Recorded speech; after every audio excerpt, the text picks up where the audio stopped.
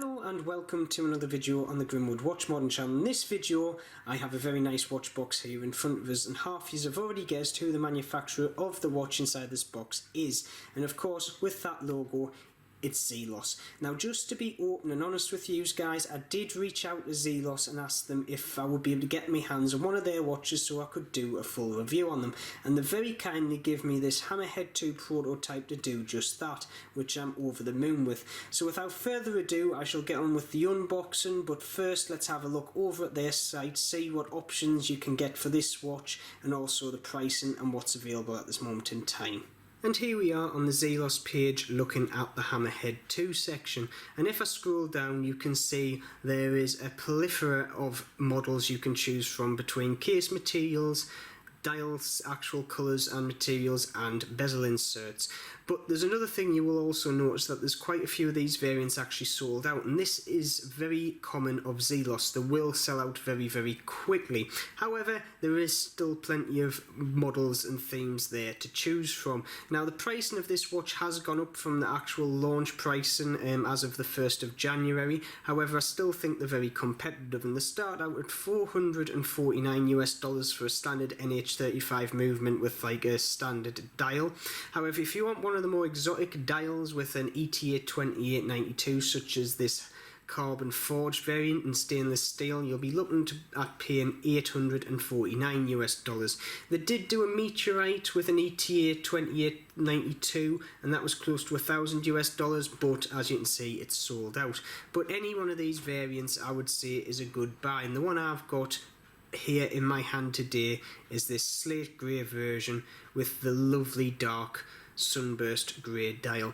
So without further ado, let's have a closer look at this piece. So now we get on to the unboxing and the review itself. So the watch comes in this lovely wooden cigar style box with a hinged lid and magnetic latches, which to be honest I think is very good quality and a very nice touch, and you could use this to actually store your watch in or store numerous things in your watch collection. In my mind, it is a nice thing to have.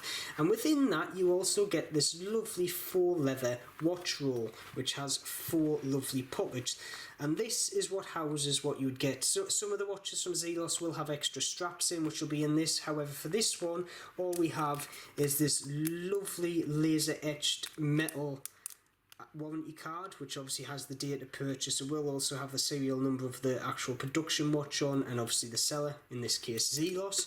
And then we get the watch itself, which in this case is a lovely bronze Hammerhead 2 prototype in slate grey, and I'm not kidding you, this is an absolutely lovely watch. So now let's have a look at the finer detail of this piece. As normal, I'll start off with the specifications for this watch, then move on to its aesthetics. So firstly, the case diameter is sitting at 44mm, a lug-to-lug of 48mm, a thickness which is absolutely huge at 17mm, including that sapphire domed crystal on top there, and a lug width of 22mm. Now, the movement I'm actually running in this watch right here is an NH35 automatic, so obviously we have winding, hacking, a power reserve of 41 hours, and a beat rate of 21,600 beats per hour. Now, if you do want something a bit more sophisticated in the back of your watch, you can get an ETA 2892, which has winding and hacking as well, but you get an extra hour of power reserve at 42 hours, and you also get a beat rate of 28,800 beats per hour. But personally, I like the NH35s because they're cheap, they're cheerful, and they're a very good movement to have in any watch in my mind. We then come on to the depth rating, and for this Hammerhead 2 it sits at 1,000 metres, and that's obviously aided by the screw down crown. The production models do also have a helium escape valve at the 9 o'clock position on the case, but because mine's a prototype it isn't actually on the case itself. And we obviously have that lovely bit of sapphire domed crystal sitting on top with a nice AR coating on the underside, which kind of takes any glare quite well. If I point towards my spotlight there, you can see that. We then have this lovely 120 click unidirectional bezel, which to be honest works an absolute charm. Very decisive, it's got a great click action, and there's hardly any spring back there whatsoever. So with all the specifications out of the way, let's move on to the aesthetics. And firstly, the case design. Now, if we tilt the watch onto its side and look at its side profile, we can see it actually mimics the shape of a hammerhead shark's head, and that's why the name of a hammerhead is on this watch, and this is also the reason this watch wears very well on the wrist. Along with that very short 48mm lug to lug, the lugs also taper all the way down very close to the actual case back surface, which means the strap actually wears very close to the wrist at the watch, which means it actually does wear considerably smaller than the actual case size and tells you it's going to. It's also a mixture of surface finishes, so every one of these surfaces is alternating finish. So we obviously have a brushed finish and also a blasted finish. Now obviously on this bronze version the patina is actually hiding that a bit, however it does still show through, and I think the patina on each of these alternating surfaces will be slightly different, which I think will give this watch some very nice character. We then move on to the other side of the case, and on that lovely big over large crown, and in all honesty I did look at that and think, oh, that is very big. However, it sits on the wrist very well, doesn't impede movement of my hand whatsoever, and it's very nice to actually use. Because of the size of it, there's no issues about actually unscrewing this crown, setting the time whatsoever, and I very much like it. And then we obviously have the machining with those lovely very deep grooves in it, which obviously match very closely to the actual bezel grips as well. The case back of this watch is one feature I absolutely adore. Now on the NH versions, like the one I've got here, what you get is a nice depiction of two hammerhead sharks swimming in an ocean scene, and I love it. So basically the top raised surfaces are polished and the surfaces behind are blasted, and it just gives this lovely alternating finish look to the back of the case. Now if you got an ETA version of this watch, you will get a see-through case back, and I'll put a picture up of it here, with a ETA movement and a custom rotor on it to the Zelos design. And don't get me wrong, I do like see-through case backs, I'm actually quite a sucker for them. However, in this case I will go for the NH35 case back any day of the week. We also get a few specifications around the outside of the watch, and there is a little gap here where your serial number of your watch will be stamped. However, because this is a prototype, we do not have this on this watch. The bezel is actually very nice. Now it's like the rest of the watch, it's big, it's chunky, it does look very industrial. We have on the grips this very blocky style, however because it's very deep and it's very precision machined, it is a joy to actually use in itself. It's easy to grip even with gloves on, and it looks the part on the watch. The bezel insert is also in bronze, the same as the rest of the case and the crown, which means this will also patina at the same rate as the rest of the bronze on the watch, which I like. I do like having bronze inserts with bronze watches, so the actual finish does patina at the same rate. We also have some very nice lume on the top of this as well. However, I will get into a lume shot later on in the video along with the dial. Now let's move on to the dial, and the colour scheme I have on this dial is called Slate Grey, and what we get with that is this lovely dark grey sunburst dial, which I actually absolutely love. However, I think this is one of the more understated dials in the whole Hammerhead 2 range, and I think because of that this might actually be one of the last variants of the Hammerhead 2 to actually sell out, but personally it is one of my favourite colour schemes of the whole range. Now on the dial you get the Zelos logo up there, 12 o'clock in gilt. You get the Hammerhead 2 in white at the 6 o'clock, along with the depth rating of 1000 meters in red just underneath, and I think that colour red complements the dial very nicely. We then move on to the indices. Now the indices are in these ingot shapes all the way around, and they're framed with gilton as well, but they're also slightly inset into the chapter ring, which I absolutely love on any watch, and this is exactly the same. The only place we don't get a ingot is at the 6 o'clock down there, where we get a date window. However, one feature I do like is the date window is actually colour matched to the dial. So if let's say you get a teal dial of this watch, the actual date wheel will be colour matched to the same teal as the dial, which I think is a nice little touch. Moving on to the chapter ring, we obviously have that lovely white background with black markers, which makes it very legible, and it's also fully lumed, which I'll show you in a second, so even in the dark you can still see the chapter ring. And we also have that lovely bit of gilton on the inside surface of that as well, which is also slightly chamfered. We then move on to those hands, those nice blocky hands which make this watch very easy to read, and because they're so big and so blocky it means you can fit a ton of lume on them. And I'm going to just stick the lume shot up now. Now as you can see here, we actually have a mixture of two types of lume. We have C3 and BG9W, so we get a lovely green and a lovely blue hue. Now this being the prototype, I actually think the blue is a tiny bit dull, but I think that's actually just with this watch and not with the production models from what I've seen in photos. However, the green lasts for an absolute age.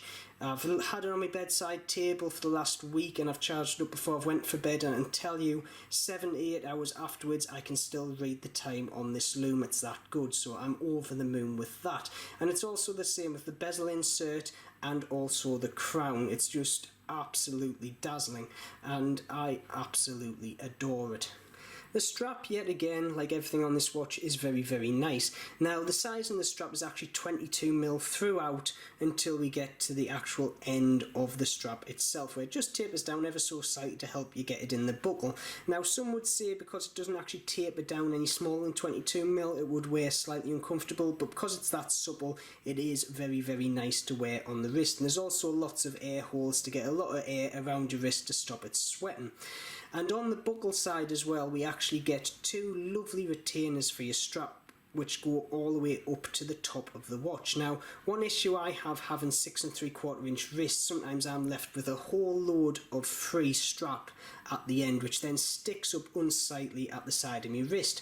Now, having retainers that actually end up right at the watch means a lot of that, with this watch in particular, is taken up and restrained by them, so that is a nice little feature.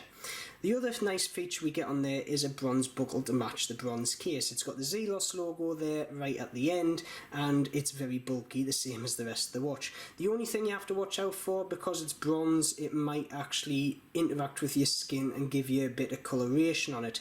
And the one little tip I can give you with that one is get some nice natural car wax, like Canuba wax or something like that, and just coat the buckle in it once it's got a nice patina on that you want to keep, and then brush it off and you'll have a nice coating on the buckle that will actually protect your skin from the reaction.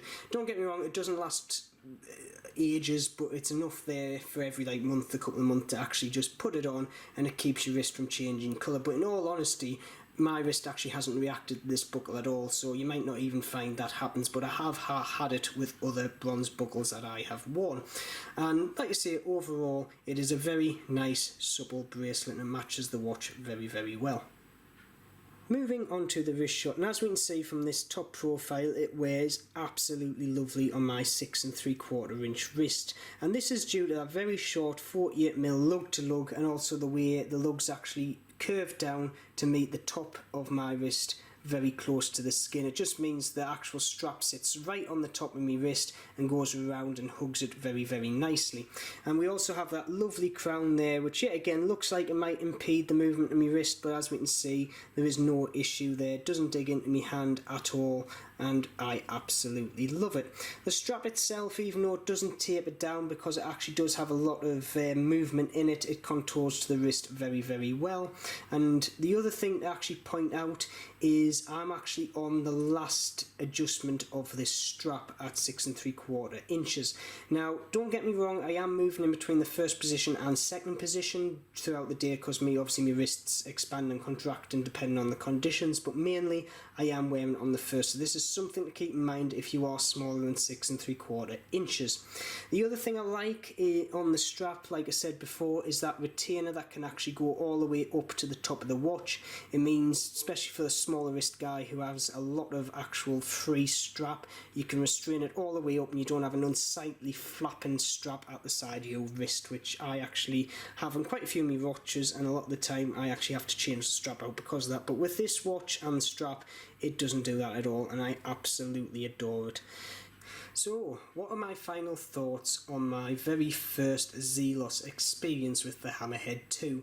Well, in all honesty, I've loved every second I've had this watch. I've worn this watch on the wrist for a week constantly, and I've enjoyed every second of it. Now, if you're a guy that has small wrists but likes to wear hefty watches, this is the one for you, just because of that very short 48mm lug to lug, and the way the lugs actually come down to meet the top of your wrist, so the strap is sitting as close to your wrist as possible where it connects to the watch. It just makes it wear like a lot smaller of a watch, and it's absolutely perfect. The only thing I could think of, if I was being nitpicky, is Zelos might have been able to take a couple of mil out of the height just so it wore a bit thinner, but I think they've actually managed to make this wear a lot thinner anyway, the way they've actually done the lugs on it.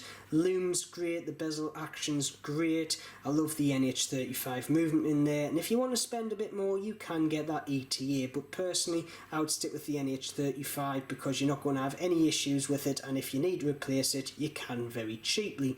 And the other thing that I've actually gone and done on the back of this, I've went out and bought a Zelos myself. I'm not going to tell you which model it is until it comes here for me to do the review, but put it this way, I am very excited, and it's got a very unusual dial which I am very excited to see. So with that, please leave your comments below. Have you heard of Zelos before? Do you like the brand, or have you not heard of them before and this is the first time you've experienced them? And as always, if you've liked the video, please subscribe and hit that bell button so you know when I put a video up on YouTube. And as always, keep safe and I shall see you soon.